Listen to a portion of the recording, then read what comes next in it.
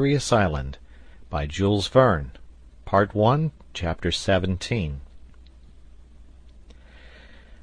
The next day, the 7th of May, Harding and Gideon Spilett, leaving Neb to prepare breakfast, climbed Prospect Heights, while Herbert and Pencroft ascended by the river to renew their store of wood.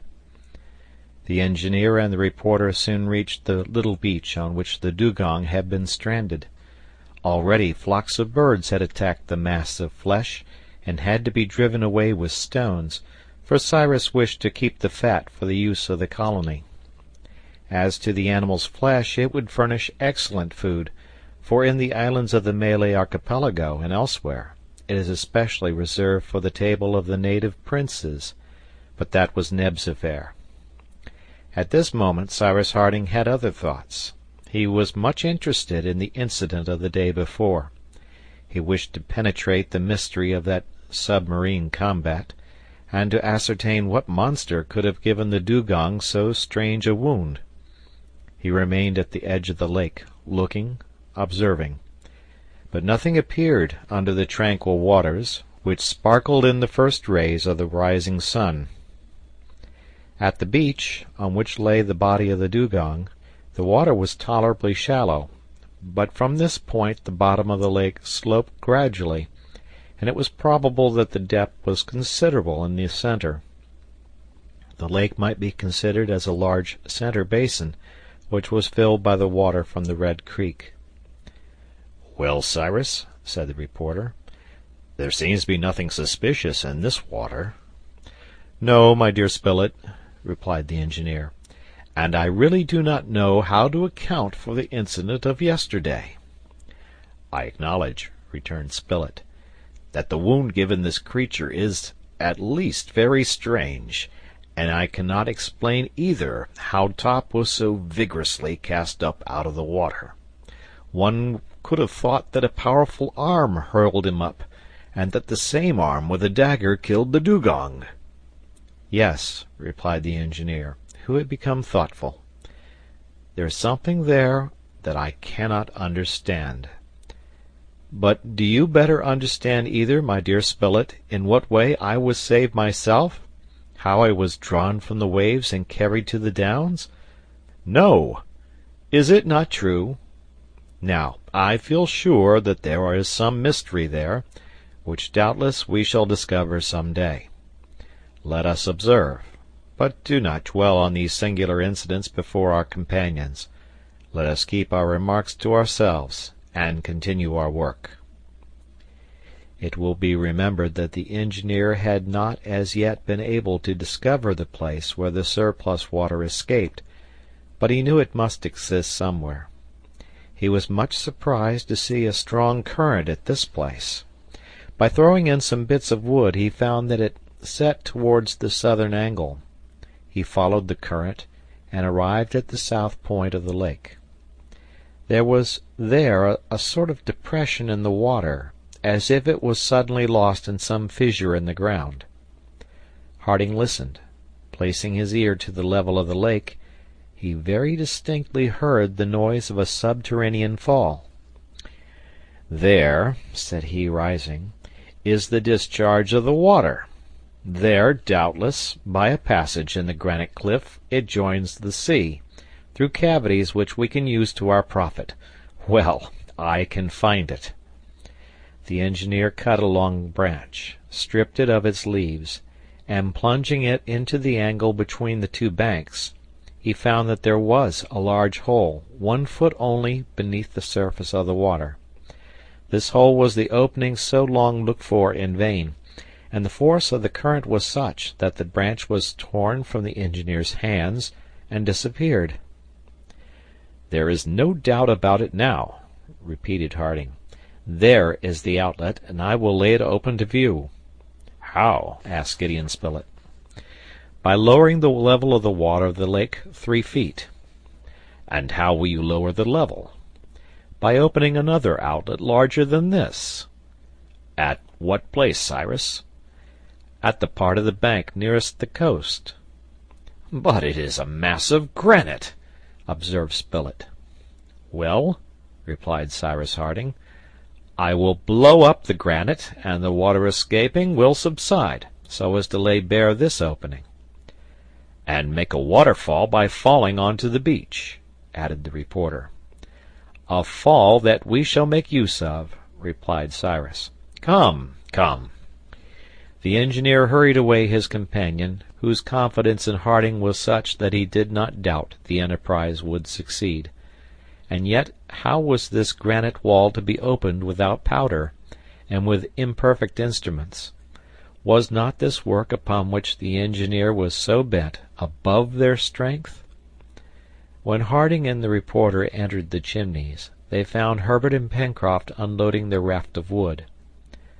"The woodmen have just finished, Captain," said the sailor, laughing, "and when you want masons—" "Masons? No, but chemists," replied the engineer.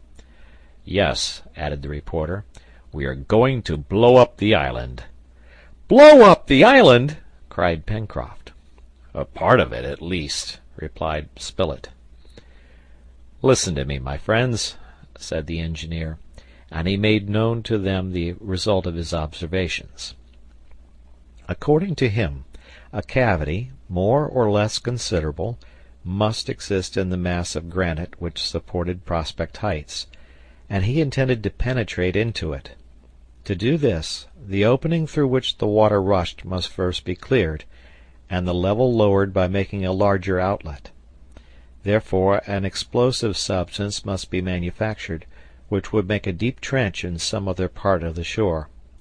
This was what Harding was going to attempt with the minerals which nature placed at his disposal. It is useless to say with what enthusiasm all, especially Pencroft, received this project. To employ great means, open the granite, create a cascade, that suited the sailor, and he would just as soon be a chemist as a mason or bootmaker, since the engineer wanted chemicals. He would be all that they liked, even a professor of dancing and deportment, said he to Neb, if that was ever necessary. Neb and Pencroft were first of all told to extract the grease from the dugong, and to keep the flesh, which was destined for food. Such perfect confidence had they in the engineer, that they set out directly, without even asking a question. A few minutes after them, Cyrus Harding, Herbert, and Gideon Spilett, dragging the hurdle, went towards the vein of coals, where whose schistose pyrites abound, which are met with in the most recent transition soil, and of which Harding had already found a specimen. All the day being employed in carrying a quantity of these stones to the Chimneys, by evening they had several tons. The next day, the 8th of May, the engineer began his manipulations. These schistose pyrites, being composed principally of coal, flint, alumina, and sulphuret of iron, the latter in excess, it was necessary to separate the sulphuret of iron, and transform it into sulphate as rapidly as possible. The sulphate obtained, the sulphuric acid could then be extracted. This was the object to be attained. Sulphuric acid is one of the agents the most frequently employed, and the manufacturing importance of a nation can be measured by the consumption which is made of it. This acid would later be of great use to the settlers in the manufacturing of candles, tanning skins, etc., but this time the engineer reserved it for another use.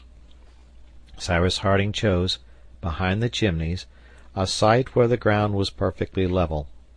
On this ground he placed a layer of branches and chopped wood, on which were piled some pieces of schistose pyrites, buttressed one against the other, and the whole being covered with a thin layer of pyrites, previously reduced to the size of a nut. This done, they set fire to the wood. The heat was communicated to the schist, which soon kindled, since it contains coal and sulphur. Then new layers of bruised pyrites were arranged so as to form an immense heap, the exterior of which was covered with earth and grass, several air holes being left, as if it was a stack of wood which was to be carbonized to make charcoal. They then left the transformation to complete itself, and it would not take less than 10 or 12 days for the sulphuret of iron to be changed to sulfate of iron, and the alumina into sulfate of alumina, two equally soluble substances, the others, flint, burnt coal, and cinders, not being so. While this chemical work was going on, Cyrus Harding proceeded with other operations, which were pursued with more than zeal. It was eagerness. Neb and Pencroft had taken away the fat from the dugong, and placed it in large earthen pots. It was then necessary to separate the glycerin from the fat by saponifying it. Now, to obtain this result, it had to be treated either with soda or lime. In fact, one or other of these substances, after having attacked the fat, would form a soap by separating the glycerin, and it was just this glycerin which the engineer wished to obtain. There was no want of lime, only treatment by lime would give calcareous soap, insoluble and consequently useless, while treatment by soda would furnish, on the contrary, a soluble soap which could be put to domestic use. Now, a practical man like Cyrus Harding would rather try to obtain soda. Was this difficult? No, for marine plants abounded on the shore, glasswort, ficoides, and all those fucaceae which form wrack. A large quantity of these plants was collected, first dried, then burnt in holes in the open air. The combustion of these plants was kept up for several days, and the result was a compact gray mass, which has long been known under the name of natural soda. This obtained, the engineer treated the fat with soda, which gave both the soluble soap and that neutral substance, glycerin. But this was not all. Cyrus Harding still needed, in view of his future preparation, another substance, nitrate of potash, which is better known under the name of salt niter, or of saltpeter. Cyrus Harding could have manufactured this substance by treating the carbonate of potash, which would be easily extracted from the cinders of the vegetables, by azotic acid. But this acid was wanting, and he would have been in some difficulty, if nature had not happily furnished the saltpeter, without giving them any other trouble than that of picking it up. Herbert found a vein of it at the foot of Mount Franklin, and they had nothing to do but purify this salt. These different works lasted a week. They were finished before the transformation of the sulphuret into sulfate of iron had been accomplished. During the following days, the settlers had time to construct a furnace of bricks of a particular arrangement, to serve for the distillation of the sulfate of iron when it had been obtained. All this was finished about the 18th of May, nearly at the time when the chemical transformation terminated. Gideon Spilett, Herbert, Neb, and Pencroft, skilfully directed by the engineer, had become most clever workmen. Before all masters, necessity is the one most listened to, and who teaches the best. When the heap of pyrites had been entirely reduced by fire, the result of the operation, consisting of sulfate of iron, sulfate of alumina, flint, remains of coal, and cinders, was placed in a basin full of water. They stirred this mixture, let it settle, then decanted it, and obtained a clear liquid containing in solution sulfate of iron and sulfate of alumina, the other matters remaining solid since they are insoluble. Lastly, this liquid being partly evaporated, crystals of sulfate of iron were deposited, and the not evaporated liquid, which contained the sulfate of alumina, was thrown away. Cyrus Harding had now at his disposal a large quantity of these sulfate of iron crystals, from which the sulfuric acid had to be extracted. The making of sulfuric acid is a very expensive manufacture. Considerable works are necessary, a special set of tools, an apparatus of platina, leaden chambers, unassailable by the acid, and in which the transformation is performed, etc.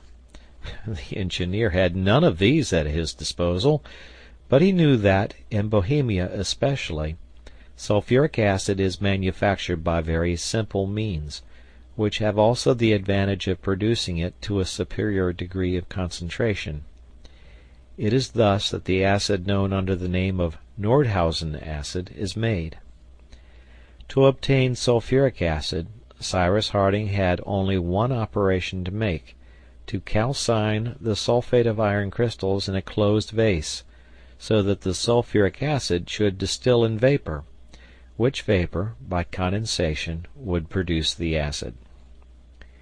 The crystals were placed in pots, and the heat from the furnace would distill the sulfuric acid. The operation was successfully completed, and on the 20th of May, 12 days after commencing it, the engineer was the possessor of the agent which later he hoped to use in so many different ways. Now, why did he wish for this agent? Simply to produce azotic acid, and that was easy, since saltpeter, attacked by sulfuric acid, gives azotic, or nitric, acid by distillation. But, after all, how was he going to employ this azotic acid? His companions were still ignorant of this, for he had not informed them of the result at which he aimed.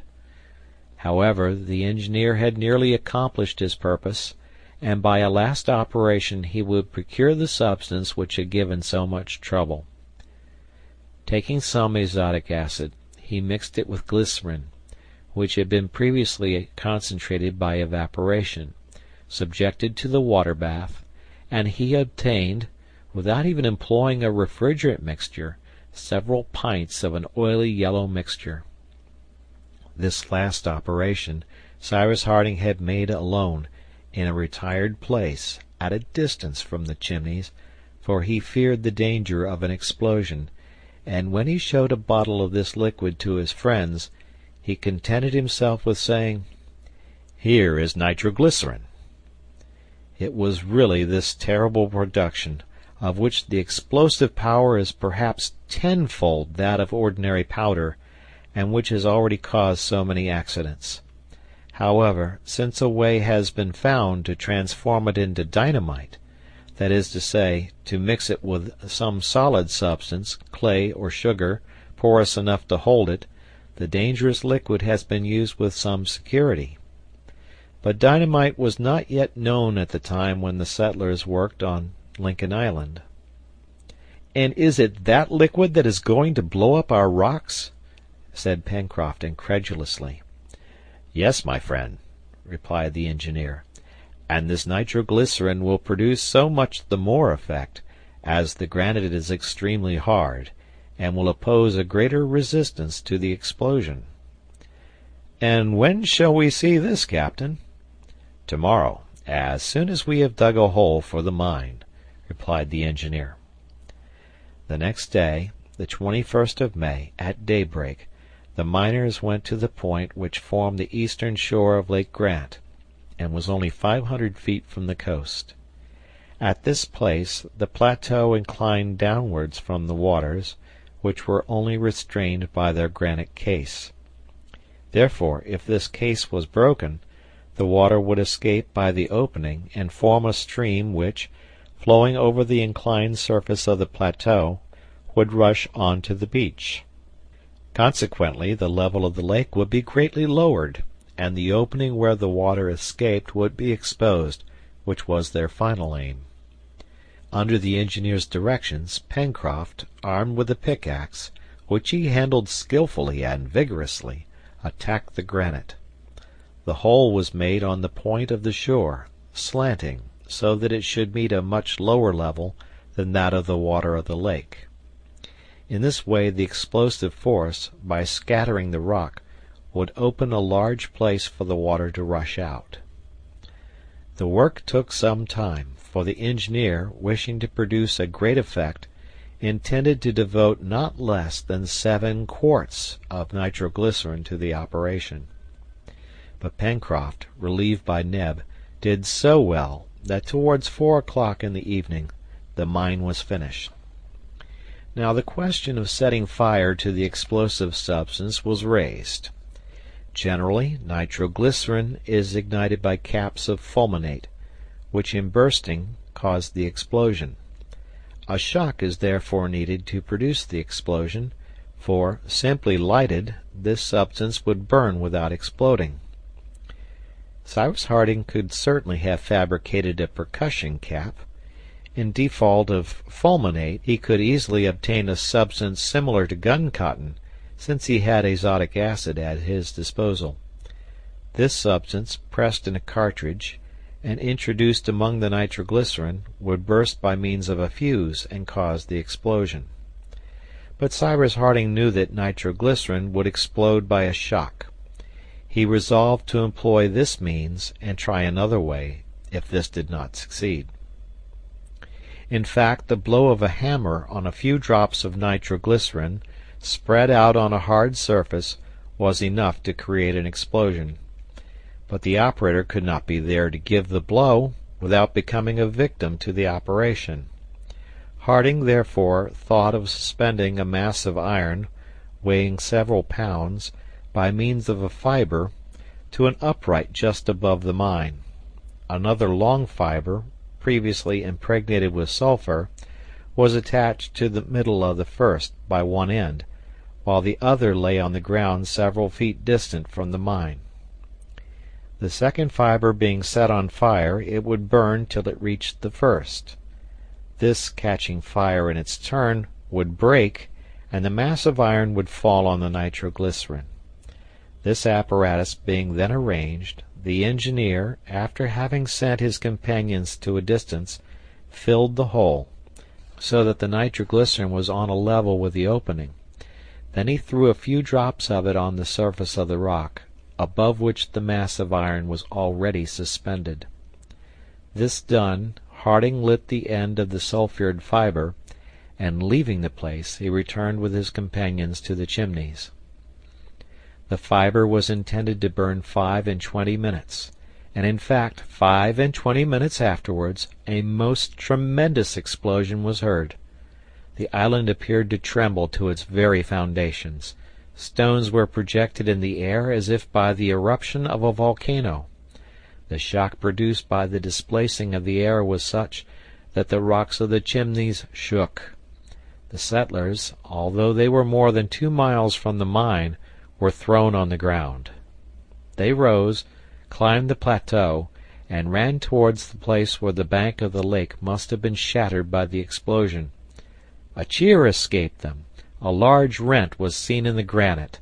A rapid stream of water rushed foaming across the plateau and dashed down a height of 300 feet on to the beach. End of chapter.